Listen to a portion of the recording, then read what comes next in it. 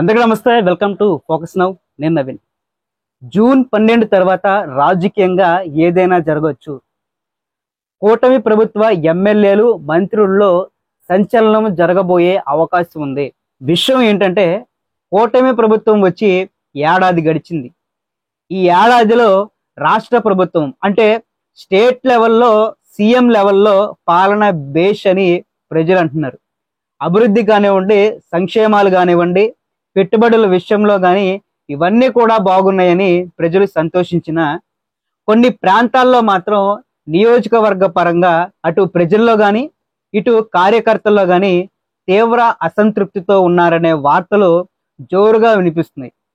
ఈ నేపథ్యంలోనే స్పష్టమైనటువంటి నివేదిక, స్పష్టమైనటువంటి రికార్డు, ఎమ్మెల్యేల పనితీరు కానివ్వండి, నియోజకవర్గ అభివృద్ధిలో ఎమ్మెల్యేల పాత్ర, ప్రజలపై స్పందించే విధానం, కార్యకర్తల్ని సమన్వయం చేయడం, కార్యకర్తల బాగోగుల విషయంలో అన్నిటికంటే ముఖ్యంగా అవినీతి విషయంలో ఇంటెలిజెన్స్ రిపోర్ట్ అంతా కూడా చంద్రబాబు నాయుడు గారు తెప్పించుకున్నారు.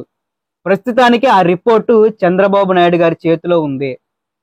అంటే రాష్ట్రంలో ఉన్న ఎమ్మెల్యేల చిట్టా, వారి జాతకం, ఈ సంవత్సరంలో వారు చేసినటువంటి అభివృద్ధి, ఏం చేశారు, ఎంత అవినీతి అనే చిట్టా అంతా కూడా సీఎం గారి టేబుల్ మీద ఉంది.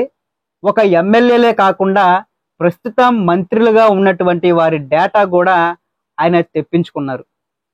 అయితే రాష్ట్ర పరంగా సీఎం లెవెల్లో పరిపాలనా విధానం బాగున్నప్పటికీ కూడా కొన్ని ప్రాంతాలకి చెందినటువంటి ఎమ్మెల్యేల పనితీరు, వాళ్ళ బిహేవియరు ప్రభుత్వానికి తీవ్ర నష్టం వాటిల్లే విధంగా ఉందట. వీరిలో ఎక్కువగా ఫస్ట్ టైం ఎమ్మెల్యేగా గెలిచిన వాళ్లే ఉన్నారు. వీళ్ళు మొదటిసారిగా ఎమ్మెల్యేలు అవ్వడం, ఎమ్మెల్యేల అధికారాలు తెలియకపోవడం, మేము ఎమ్మెల్యేలు అయిపోయాం, నియోజకవర్గంలో ఏదైనా చేసేయచ్చు అనే భావనలో ఉండి పనిచేస్తున్నారు అనేది ground level report. CM Chandrababu గారు ఈ విషయం పైన తీవ్రంగా మండిపడ్డారు. గాడి తప్పిన ఎమ్మెల్యేలని వదులుకోవటానికైనా సిద్ధం అని, ప్రభుత్వానికి కానీ పార్టీనికి కానీ నష్టం కలిగిస్తే ఉపేక్షించేదే లేదని, మీలో కొందరు వన్ టైం ఎమ్మెల్యేలుగానే మిగిలిపోతా అనుకుంటే అది మీ ఇష్టమని ఘాటుగా ఎమ్మెల్యేలకి వార్నింగ్ ఇచ్చారు. మేబీ జూన్ 12 తర్వాత ఈ డేటా, ఈ రిపోర్ట్ అంతా కూడా బయటకు వచ్చేటువంటి అవకాశం ఉంది. జూన్ 12 తర్వాతే ఎమ్మెల్యేలందరినీ ముఖాముఖిగా కూర్చోబెట్టి క్లాస్ తీసుకునే పరిస్థితి, మంత్రుల పనితీరు ఎలా ఉంది అని వాళ్ళకే క్లాస్ తీసుకునే పరిస్థితి, దాని తర్వాత ప్రజలకి తెలిపే అవకాశం కూడా ఉంది.